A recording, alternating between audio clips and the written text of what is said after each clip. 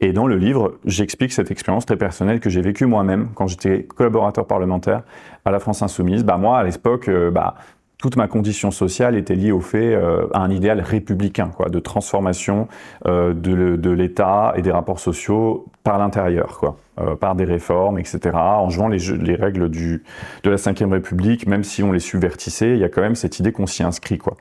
Et en fait, il y a eu le mouvement des Gilets jaunes en même temps. Et c'était vraiment un moment de ma vie où je me suis rarement senti aussi déconnecté de ce qui se passait dans la société. Et voilà, je raconte à quel point ça m'a affecté, j'en étais très triste. Bon, je suis vite allé dans les manifs Gilets jaunes, j'ai pas attendu longtemps, mais je me suis senti profondément en décalage et surtout mon propre parcours me semblait décalé par rapport aux évolutions de la société, quoi. Et j'essaie d'expliquer comment, du coup, j'ai aussi compris, pour être moi-même, avoir été un professionnel de la contestation sociale, et l'être encore à bien des égards, parce qu'un média, il participe aussi à un écosystème.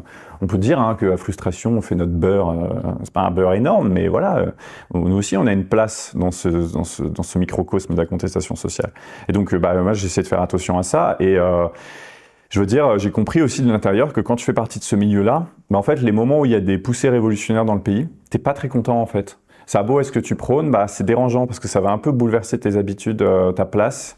En plus, les processus révolutionnaires, ça bouleverse toutes les places. C'est-à-dire que tous les gens qui croyaient avoir une place, se retrouvent complètement bousculés. C'est le cas du mouvement des Gilets jaunes. À la place des syndicalistes et des politiques habituels, ceux qu'on a vus à la télé, et d'ailleurs c'était génial, c'était des chauffeurs-livreurs, des aides-soignantes, etc., qu'on ne voyait pas. Tout le monde disait c'est les invisibles. Ah oui, mais ils sont pas invisibles pour eux, c'est juste que vous les montrez pas.